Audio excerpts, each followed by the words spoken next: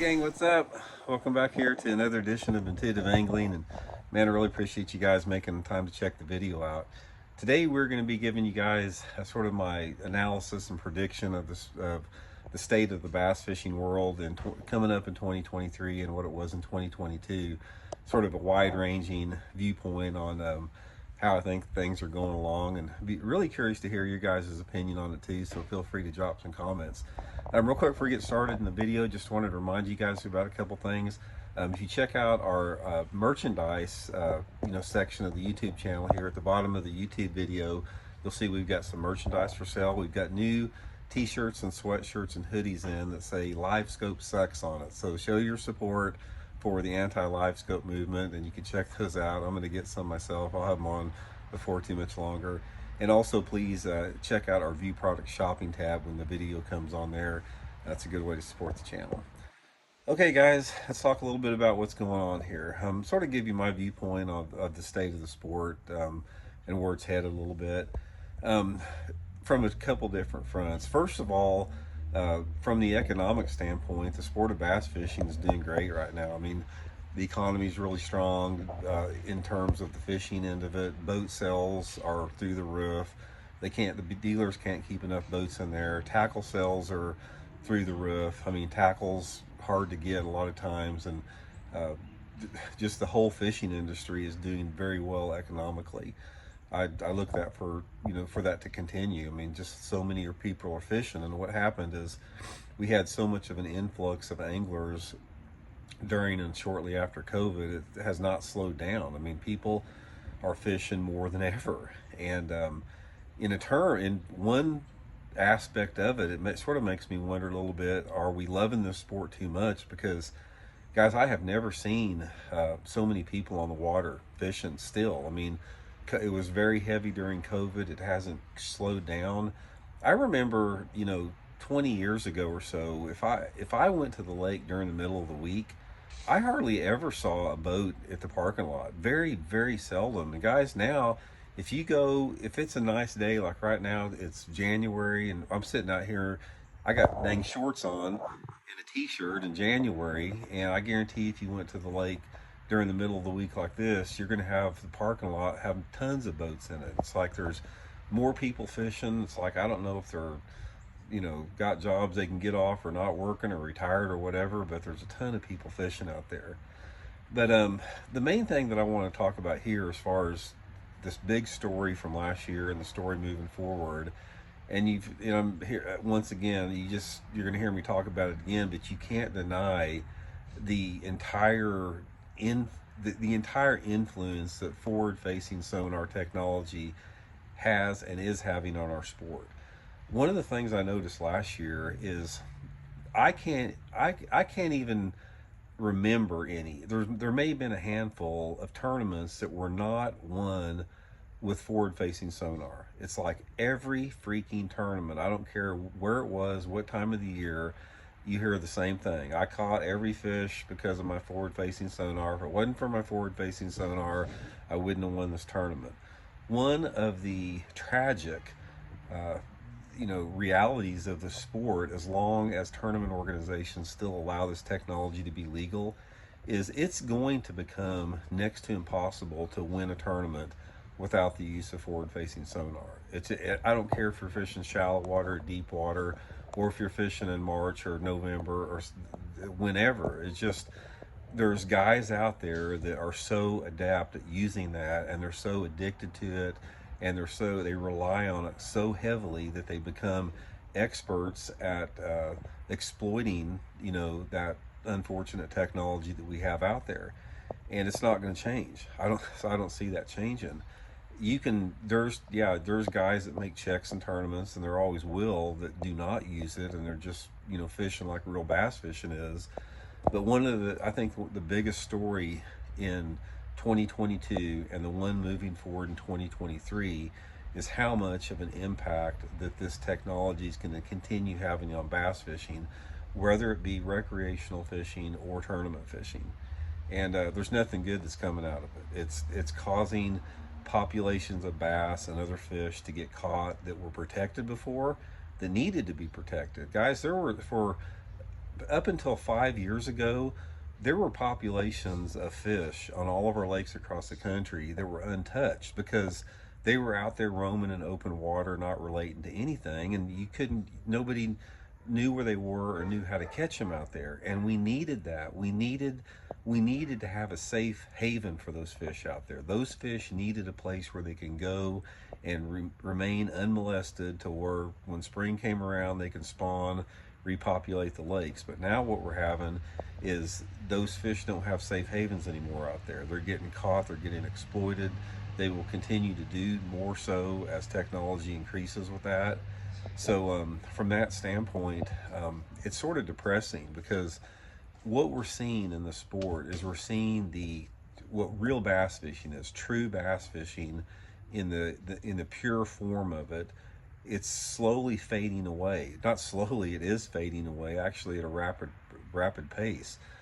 You can't That's why you never hear anymore of a tournament getting one flipping, or a tournament getting one some guy throwing a spinnerbait up around lay down trees or something like that. You don't hear that anymore because those techniques will not win tournaments. I mean, yeah, if you're fishing Lake Okeechobee and there's a bad front come through, there's going to be some guys win tournaments flipping mats.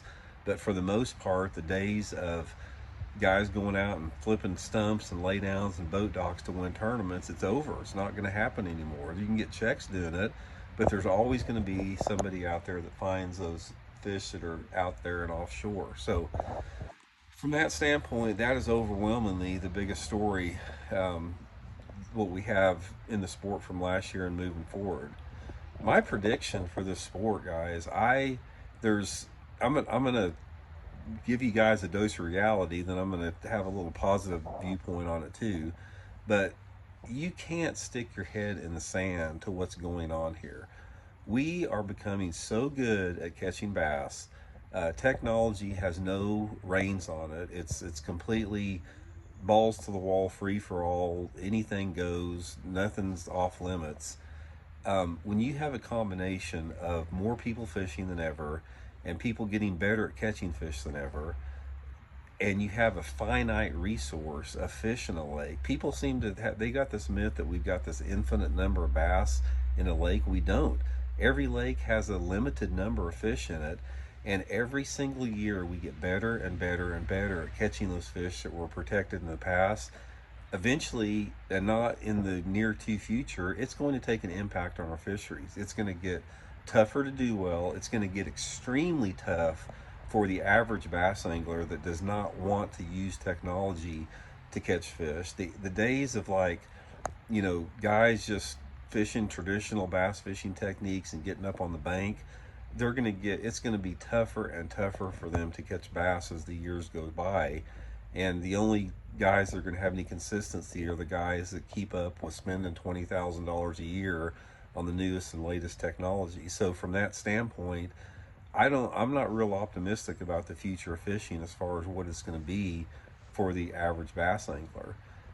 One of the bright points that I do see in there, and I see this from my subscribers, is there's a big movement about people not wanting to go there. They do not like it. Guys, it doesn't matter who you talk to. You can talk to some guys that say one thing or another, but I can tell you right now, the majority of bass anglers in this country are anti-exploding technology. They don't want it. They don't want to deal with it. They don't want to spend the money on it.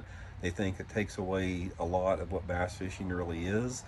The majority of the bass anglers feel like that. So I'm optimistic from that standpoint that eventually the public will put enough pressure on tournament organizations to start banning this stuff, to where it's like, you guys can't have this. So, because right now, and this is what's going to happen right now, anything goes. Let's just say that I developed this sonar unit, or this unit that basically enabled me to locate every bass in the lake, and I could not only locate every bass in the lake, but I could determine its mood and the position it's in and the time of day that it feeds in. And then I had a lure that could transmit some type of vibrational frequency that triggered the strike every time the bass got around it. And at that point, you never had a bad day. Every single day that you went out there, you caught 500 bass every single day. I don't see anything even stopping that. I don't care if it costs $100,000. These tournament organizations, a lot of them, they are so sucked in by the money that they're going to allow it as long as these companies pay them to do it. So I'm a little depressed about the future of our sport from that standpoint there. I'm all about sustainability, guys. I'm all about passing the sport of bass fishing on to the next generation better than we found it. And it's not heading that direction, dudes. I'm telling you right now. Bass fishing and the lakes in this country suck compared to how they were when I was a kid. When I was growing up in the 60s and 70s, guys, there were so many more fish in the lakes. There were so many more big bass in the lakes. It's tougher than ever now. And the problem you have is there's this illusion that bass fishing is really good now because we've gotten so good at catching the fish with technology, when in reality we have fewer fish in our lakes than ever before. And from that standpoint, I'm not real optimistic. I am optimistic, however, that it can change. It's just like you have, like I said, the only, since money plays such a huge influence in the sport, the only thing that changes it is that people have overwhelming public pressure on it. And we start having conservation agencies step in and put limitations on this type of technology. Eventually, I think that's what's going to come. That's probably where it's going to start, because tournament organizations aren't going to stop, guys. They're not. When these electronic companies are feeding these tournament organizations, you know, hundreds of thousands of dollars a year, they're not going to say no to them. But if you have, if the state department of fisheries start seeing noticeable decline in the the fish in the lake, they're going to put some limitations on that. They're going to put some laws in effect that protect those fisheries, because that's their job to do so. So maybe it will start on that end. Maybe it'll start when fishing starts sucking so bad for the average fisherman that we are forced to do that. So that's sort of where it is right now. Like I said, guys love to fish, and they're spending more money on fishing than ever. And you know why they're doing that, guys? They're doing it because fishing in its real form is healing, and it's therapeutic, and it's something that it has such an impact on our mental and emotional and physical health.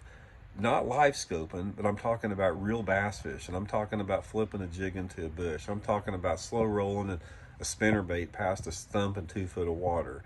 I'm talking about throwing that Zara spook out there on a main lake point and having one blow up on it in a foot of water. That's bass fishing. Bass fishing is not weenie worming around with a flatworm with a live scope and have your dang head glued to a video game. That's not bass fishing. That degrades the experience of the sport, what it is. I don't care what anyone says, any pro says, or anything out there. That is the reality of the situation. So anyway, that's sort of my viewpoint, guys, from last year. This year, I don't, you know, I don't do this video to try to be negative or positive. I try to give you the real perspective, the reality of the situation, because so many times if we're not honest with ourselves and we're not real with ourselves, we endanger the very future of the sport that we all love. So that's my 2 cents on it, guys. Feel free to shoot me your comments on it. I'd really be happy to hear about that. And thanks again, everybody, for watching the channel. I look forward and invite everybody to follow the videos all this year, and we'll keep after it. We'll talk to you later.